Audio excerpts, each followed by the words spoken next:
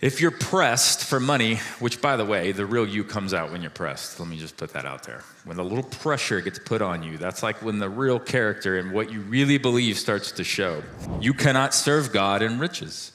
No one can serve two masters, for either he will hate one and love the other, or else he will be loyal to the one and despise the other.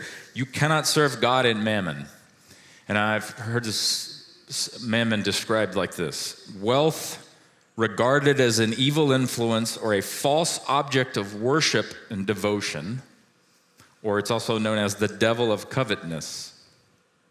So think of being slave to mammon like what money can sometimes do to you if you let it, the dark side of money that turns you from a nice, friendly human into something that you don't like. And I kind of broke it down into two categories here. There's typically, like, anytime I talk to people about their finances or their money, there's usually two types. Type one would be if you're pressed for money, which, by the way, the real you comes out when you're pressed. Let me just put that out there. When a little pressure gets put on you, that's like when the real character and what you really believe starts to show. So the type one, when they get pressed, they become untrusting of others. They get maybe sometimes dishonest if necessary. They get a little deceitful, and greed is actually what's driving them sometimes. I'm going to read a counter verse to that. 1 John 2:16. For all that is in the world, the lust of the flesh, the lust of the eyes, and the pride of life is not of the Father, but of this world. Now, type two, when you're pressed, especially financially, type two will get insecure and worried, panic, and make bad choices. And it's actually fear that's driving you because you're scared. Verse for that, 2 Timothy 1:7. For God has not given us a spirit of fear, but of power and of love and of sound mind. So if you feel yourself getting fearful, just pause a second and go, God's actually not the author of that. The enemy is. So let me take captive of that thought and get it out. What am I doing, God? At some point, I have deviated away from what you think, and I've started building what I think, and now my house is on sand and it's falling. So let me course correct and get back over here and read what you say about where I'm at in my life and where I'm at with my debt and where I'm at with what I owe, and help me see the finances and guide my steps so that I can fix this and get back in alignment with you. The fruits of not having freedom in this area of life. If friends, let's just go there first. You ever had a friend that you loaned money to and then they just never paid you back, and you're like, I don't know what to do now. It's awkward, and now you have to like call them and demand your money back. There's an old saying that says if you can't loan money to a friend, think of it as a one-way gift. Just give it away. And if you can't give it away, then don't loan it, because it'll literally ruin your friendship.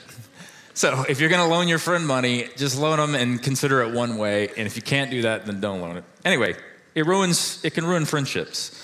Employers. Okay, so for anybody out there that like owns businesses and has employees, for example, it can cause trust issues within leadership. You can even turn on each other. I mean, I've seen this in real time. People, when the money element starts to put pressure on a situation, that ugliness comes out and it turns into a lot of distrust. Or for employees, a lot of times it causes people to defer responsibility instead of taking ownership of their life. You know, there's always like somebody that's not giving me what I'm owed, not giving me what I'm deserved, and they're not taking like personal responsibility. And this is one of the toughest ones, and that's marriages. Because in marriages, this can be a massive point of contention, because your partner is all three at times. Your friend, sometimes your business helper, sometimes your business partner. And so it's very important to have a good understanding of like I said, what God thinks about money and how we ought to steward it while we're in this life. Humans will violate their morals to meet their needs. Have you guys heard that? In other words, when you get put in a position of pressure, you will act like not yourself, and you will violate your character and turn into Gollum from Lord of the Rings. Right? He's a real nice dude until the ring gets him, and then he starts acting a little bit crazy, and people have a hard time managing him. And if you are completely in control and self-made, then you have to make this work. Like if that's your mentality in life, if you feel like you're completely self-made and God is not in it, then you do have to make this work. And fear can set in, and solving this now becomes your need. You got to do what you got to do. You heard that one before? I got to do, well, you know how it is. It's not really what I want to do, but no matter the cost, even if it means destroying your loved ones or breaking trust or acting out of character or compromising your integrity, if God is not in it, you are completely self-made, and the reality of that can be heavy. It can actually equal chains in your life. It can equal a metaphorical slavery to this God, which the Bible calls mammon. And Jesus is going, you can't serve both God and mammon at the same time. Be careful, because he'll get you. So I use this feeling as a warning sign that it has me. And it's that, I said it just a minute ago, but this is 1 Corinthians 14:33. For God is not the author of confusion, but of peace.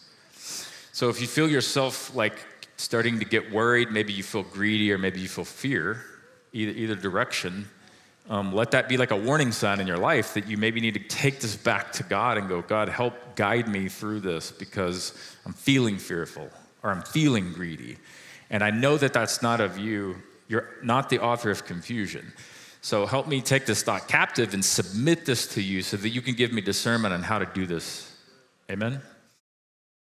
Thanks for watching LS Church Online. If you enjoyed this clip, make sure to check out the full sermon on our channel.